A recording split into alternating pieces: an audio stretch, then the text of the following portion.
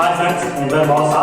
இப்போ நம்ம இந்த சேனலில் என்ன பார்ப்போம், நான் எப்படி 1,50,000 சம்பாதிச்சேன், நீங்கள் எப்படி சம்பாதிக்கலாம், எனக்கு யார் இந்த டிப்ஸை கொடுத்தா அந்த மாதிரி நம்ம கமெண்ட்டில் பார்க்க போகிறோம்.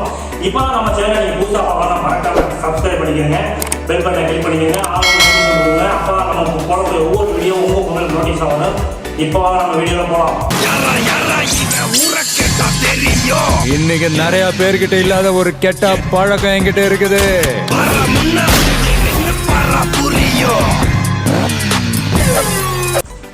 எனக்கு வந்து பிளிப்கார்ட்லேருந்து ஒரு கால் வந்துச்சு. அதாவது கால் வந்துச்சுன்னா எப்படின்னா, எனக்கு ஒரு 12:15 காலையில் ஒரு மதியம் வச்சுக்கிறேங்க, மதியம் ஒரு 12:15 வந்து எனக்கு ஒரு ஃபோன் வந்துச்சு.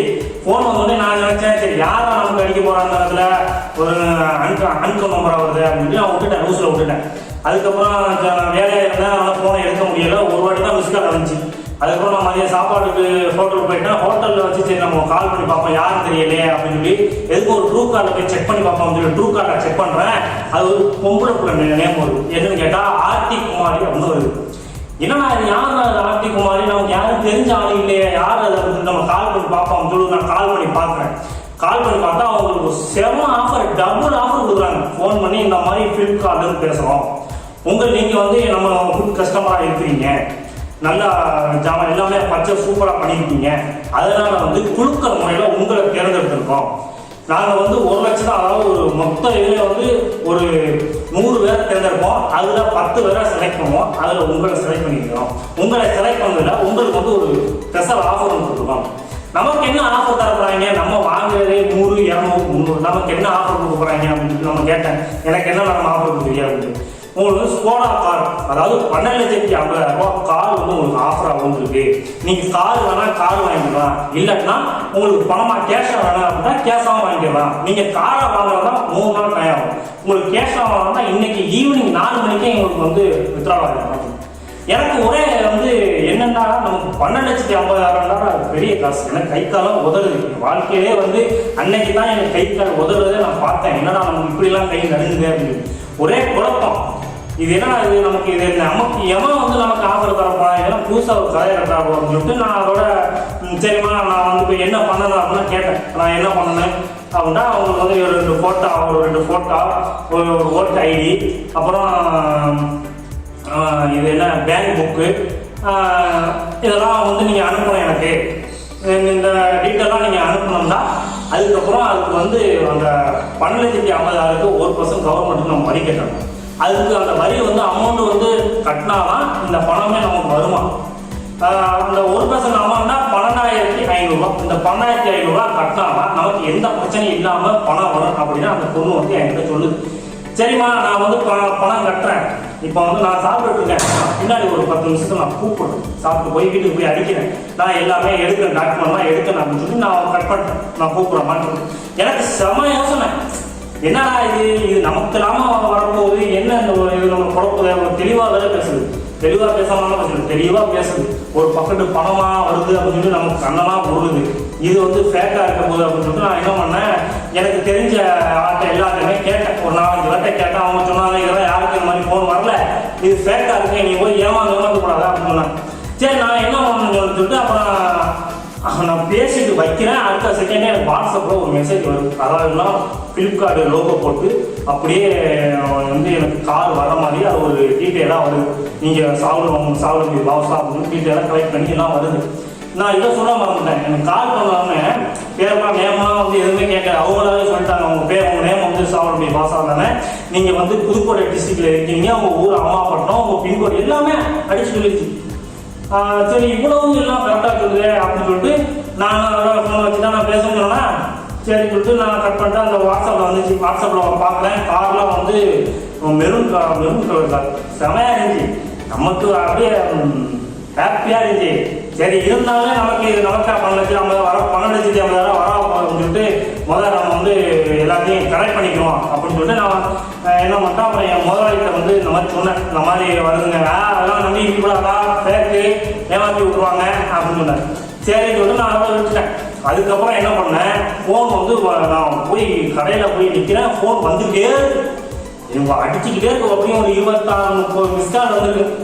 அப்புறம் திருப்பி நான் வந்து ஃபோன் அடிக்கிறேன், என்ன மேடம் ஏன் மேடம் இப்படி போட்டு இத்தனை ஃபோன் அடிச்சிருக்கீங்க, பணம் எனக்கு தானே வந்துருக்கு உங்களுக்காக வந்திருக்கு, இல்லை எங்களுக்கு ப்ரெஷர் அதுக்கு மேலே அவருக்கு தலைக்கு மேலே ப்ரெஷர் வந்துட்டு இருக்கு, நான் உங்களுக்கு வந்து பண்ணலாம், நீங்கள் எவ்வளோ டிலே பண்ணுறல எங்களுக்கு தான் ஒரு தலைவலி, நீங்கள் என்னன்னு சொன்னால் நாங்கள் அதுக்கு தக்க நான் வழி பார்ப்போம் அப்படின்னா. சரி அப்போ நான் சொல்லிட்டேன் நேரடியாகவே உங்கள்கிட்ட பேசிக்கிறோம் மேடம், நேரடியாக நம்ம ஓப்பனாக பேசிக்கிறோம்னு சொல்லிட்டு நான் நேரடியாகவே அந்த பொண்ணுகிட்டே கேட்குறேன், நான் உங்களை எந்த நம்பிக்கையில் நான் உங்கள் நம்பர், நீங்கள் ஃப்ளிப்கார்ட்டில் இருக்கீங்க, ஃப்ளிப்கார்ட்டில் ஒரு ஃபோன் கால் இல்லை, ஒன்றுமே பேச முடியாது, இப்போ நீங்கள் ஃபோன் பேசுகிறீங்க, எப்படி நான் உங்கள் எந்த அடிப்படையில் உங்களை நம்புறது, நீங்கள் எந்த அடிப்படையில் உங்களுக்கு நான் 12,500 நான் ட்ரான்ஸ்ஃபர் பண்ணுறது அப்படின்னா கேட்குறேன். இதெல்லாம் நீங்கள் சொல்கிறதெல்லாம் வாஸ்தவம் சார், அதாவது எல்லாருமே ஏமாத்துறாங்க, இதெல்லாம் அப்படி இல்லை, நீங்கள் வந்து போலீஸில் போய் வேணால் செக் பண்ணிக்கோங்க அப்படின்னு அவ்வளோ தெளிவாக இருக்கிறத பொண்ணு, போலீஸில் வேணால் நீங்கள் செக் பண்ணிக்கோங்க எல்லாமே. நம்ம அதே மாதிரி நான் வந்து யாருக்குமே அந்த மாதிரி ஐடியெலாம் அனுப்ப மாட்டோம், நான் வந்து ஃப்ளிப்கார்ட்டில் தான் வேலை பார்க்குறேன் அப்படிங்கிற மாதிரி உங்களுக்கு ஒரு ஐடி ஒன்று அனுப்புகிறேன் பாருங்க அப்படின்னா அந்த ஃபோட்டோ ஐடியெலாம் வருது, அந்த ஃபோட்டோ அவங்க வந்து கார்டு கொடுப்பாங்க, அந்த கார்டெல்லாம் வந்து ஐடியில் வருது, நானும் பார்க்குறேன். என்னோட பேர் வந்து என்னமோ தமிழ் வச்சு ஏதோ வந்துச்சு, சரியாக ஞாபகம் இல்லை, பேரை நான் சரியாக படிக்கலை, அதோட தெரிஞ்சு விட்டு வந்துச்சு பார்த்துட்டு. அப்புறம் அந்த மேடம் சொன்னாங்க, சார் இந்த மாதிரி உங்களுக்கு அந்த கார்டு வந்து உங்களுக்கு செலெக்ஷன் ஆன கார்டுலாம் வந்து அப்படியே போட்டுருச்சு பார்த்தீங்களா, எல்லாமே படித்து பார்த்தீங்களா, எல்லாமே உங்களுக்கு அது இருந்துச்சு, அப்புறம் எப்படி நீங்கள் நம்ப மாட்டேங்கிறீங்க அப்படின்னு கேட்டு. இல்லை மேடம் நானே அந்த மாதிரி எடிட் பண்ணுவேன் மேடம், நானே சொன்னேன் அவங்கள்ட்ட, மேடம் நானே ஃப்ளிப்கார்ட் மாதிரி நீங்கள் அனுப்புகிற மாதிரி நானே பிசுறு தட்டாமல் நானே எடிட் பண்ணுவேன், இது நீங்களே எடிட் பண்ணிக்கலாம்னா நான் எப்படி நம்ப முடியும், நான் நம்புறதுக்கான ஏதாவது ஒரு வழி சொல்லுங்க. அப்போ மேடமே சொன்னாங்க, சரி நீங்கள் நான் நம்புறதால நீங்களே ஒரு சொல்லுங்க எப்படி சொன்னால் நீங்கள் நம்புவீங்க அப்படின்னு. நான் எனக்கு திடீர்னு ஒரு யோசனை வந்துச்சு, என்ன யோசனைடா, இருங்க மேடம் அந்த ஒரு வியாபாரம் வந்துருச்சு, நான் ஒரு 5 நிமிஷம் கூப்பிடுறது எனக்கு ஃப்ளிப்கார்ட்டில் வந்து பர்ச்சேஸ் பண்ணுறேன், அந்த பர்ச்சேஸ் பண்ண உடனே எனக்கு வாட்ஸ்அப்பில் ஒரு மெசேஜ் வரும், ஃப்ளிப்கார்ட்லேருந்து மெசேஜ் வரும், இந்த மாதிரி நீங்கள் அடுத்த இது பண்ணலாம் இல்லை இஎம்ஐ கட்டலாம் அப்படின்னு வரும். அதில் போய் பார்க்குறேன், இதில் அவங்களுக்கு இது ஒன்றாவதா அப்படின்னு பார்த்தா ஒன்றுமே இல்லை, அவங்கள வந்து லோகம் வேற மாதிரி இருக்குது, இவங்க ஆனால் ஃபேஸ்புக் லோகம் தான் இருக்குது, சரி ஃபேஸ்புக் சாரி ஃப்ளிப்கார்ட் லோகம் தான் இருக்குது, ஆனால் வந்து ஒன்றுமே இல்லை, இது வேறு கலரில் இருக்குது, இது வேறு கலரில் இருக்குது, லைட்டாக கலர் தான் மாறுது. சரி அதை வச்சு நம்ம ஒன்றும் சொல்ல முடியாது, இருந்தாலும் என் நம்பர் வேறு வேறு. அப்போ நான் என்ன பண்ணேன், சரி நம்ம ஆப்பில் யூஸ் பண்ணேன், அந்த ஆப்பில் ஏதாவது நமக்கு ஏதாவது செலக்ஷன் எதாவது வந்திருக்கா மெசேஜ் வந்துருக்கா அப்படின்னு சொல்லி நான் போய் செலக்ஷன் போய் பார்க்குறேன், அங்கேயும் இல்லை, என்னடா இது அங்கேயுமே நமக்கு செலெக்ஷன் இல்லையே, இதை நம்பி நம்ம எப்படி இறங்குறது அப்படின்னு சொல்லிட்டு ஒரே மண்ட குழப்பத்திலே இருந்தேன். அதோட நான் என்ன பண்ணிட்டேன், திருப்பி அந்த பொண்ணுக்கே நான் ஃபோன் அடிச்சு இந்த மாதிரி இதுலாம் வரலையம்மா ஃப்ளிப்கார்ட்னா அது சொல்லுது நாங்கள் டெல்லியிலேருந்து கால் பண்ணுறோம், இங்கே தான் வராது, சென்னையிலேருந்து இருந்தால் மட்டும்தான் இப்படி வரேன், டெல்லியிலேருந்து கால் பண்ணுறதுனால உங்களுக்கு இந்த இதெல்லாம் வராது, எங்களுக்கு தனியாக தான் கொடுப்பாங்க அப்படின்னு. சரி அப்படியா மேடம், நான் ஒரு சின்ன ஐடியா பண்ணேன், என்ன ஐடியானா இந்த மாதிரி நான் வந்து ஒரு 10 நாள் முன்னாடி நான் ஒன்று ஆர்டர் போட்டேன், அந்த ஆர்டர் வந்து நான் வாங்கிட்டேன், என்ன ஆர்டர்னு நீங்கள் செக் பண்ணி சொல்லுங்கள், நீங்கள் அங்கே தானே இருக்கிறீங்க உங்களுக்கு தெரியுங்களா செக் பண்ணி சொல்லுங்கள்.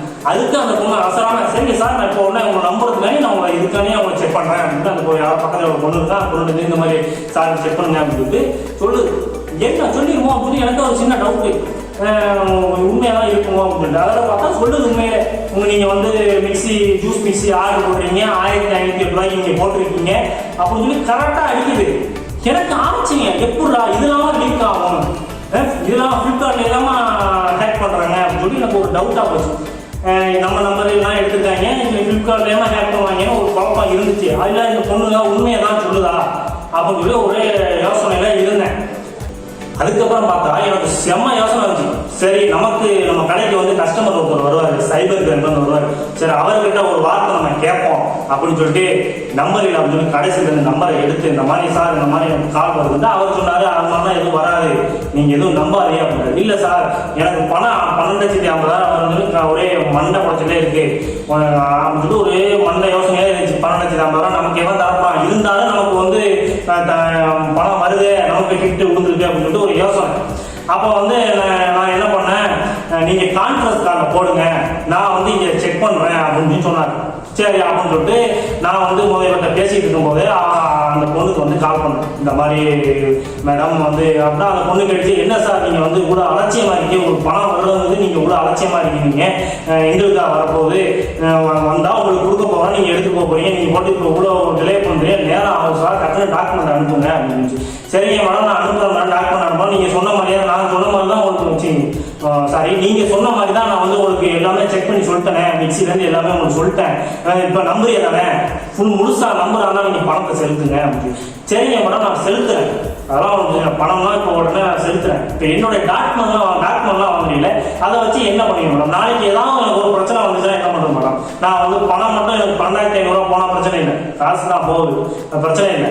ஆனால் ஒரு நாள் 2 நாள் தூங்காமல் இருப்பேன், அவ்வளோதான். ஆனால் வந்து நீங்கள் வந்து என்னுடைய ஐடியா வச்சு எதாவது பண்ணிட்டா என்ன சார் இப்படி சொல்லுவீங்க? நான் வந்து இவ்வளவு நாங்கள் சொல்கிறோம், நீங்கள் போலீஸுக்கு போய் இங்கே கேளுங்க, இவ்வளோ விளக்கமும் நாங்கள் சொல்கிறோம், உங்களோட நீங்கள் என்ன பர்ச்சேஸ் பண்ணீங்க இவ்வளோ விளக்கமும் சொல்லிக்கிட்டு தான் நீங்கள் வந்து சின்ன பிள்ளை மாதிரி சொல்லிக்கிட்டீங்க அப்படின்னு.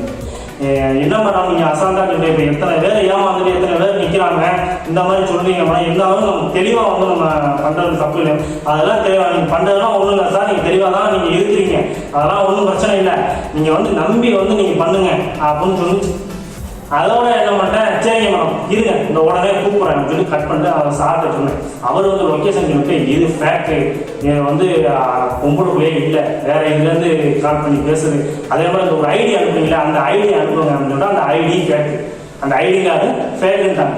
அதோட என்ன பண்ணிட்டேன், அவர் சொன்னார் ஐடியா நீங்கள் அதோட நம்பரை பிளாக் பண்ணுங்க, நம்பரை பிளாக் பண்ணி உங்களுக்கு ஃபோன் வந்துச்சு, அவ்வளோதான். அது ஒரு உங்களை வந்து இது பண்ணி டார்கெட் பண்ணிடுச்சு, உங்களை விடாது உங்களை டார்கெட் பண்ணிடுச்சு அப்படின்னு சொல்லிட்டு நான் அதே மாதிரியே நம்பரை பிளாக்ல போட்டால் வந்துகிட்டே இருக்கு மெசேஜ் மிஸ்கால். அந்த அதான் பிளாக்ல போட்டால் நமக்கு காட்டுது 6 மெசேஜ் 6 மிஸ்கால் 7 மிஸ்கால்னு காட்டுது. அதே மாதிரி உங்களுக்கு இந்த மாதிரி வரலாம், எப்படி வேணா வரலாம், அப்படியே நம்ப வைக்கிறோம். நீங்கள் என்ன நினைக்கிறீங்க, நீங்கள் என்ன சொன்னால் அவங்க என்ன ரெடி பண்ணி வைப்பாங்க அப்படின்னு எல்லாமே வந்து தெளிவாக இருக்கிறாங்க. அதனால இந்த மாதிரி வீடியோ இந்த மாதிரி ஃபோன் வந்தால் ஏமாந்துடாதீங்க. எதுவுமே நமக்கு சம்பாதிக்காம எதுவுமே நமக்கு வராது.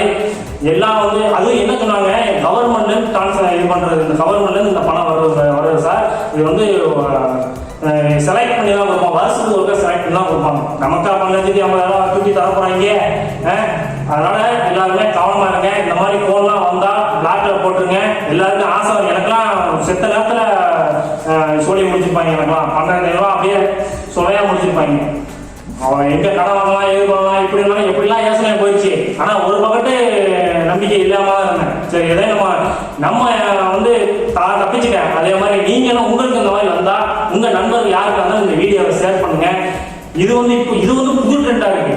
அப்படியே எப்படித்தான் இந்த ஃப்ளிப்கார்ட்டில் இந்த மாதிரி நம்பர்லாம் போகுது, இந்த மாதிரி நான் மிஸ்ஸி ஆர்டர் போட்டலாம் எப்படி அவங்களுக்கு போகுதுன்னே தெரியல. அதாவது இந்த செல்லர் வர்றவங்க வந்து இது மாதிரி கொடுக்குறாங்களா, அவங்க பேமெண்ட் அமௌண்ட் வாங்கிக்கிறாங்களா என்னன்னு தெரியல. அதனால கவனமாக இருந்துக்கிறங்க. இப்போ நம்ம சேனலை பார்க்குறீங்கன்னா மறக்காம சப்ஸ்கிரைப் பண்ணிக்கிறங்க, பெல் பட்டனை கிளிக் பண்ணிக்கிறங்க. முக்கியமாக வீடியோவை ஷேர் பண்ணுங்க. நீங்கள் மட்டும் பார்க்குறது இல்லாமல் உங்கள் ஃப்ரெண்ட்ஸுங்க ஷேர் பண்ணால் அவங்களும் இந்த வீடியோ ஒரு விழிப்புணர்வாக இருக்கு, அவங்களும் இதை பார்த்து கற்றுக்குவாங்க.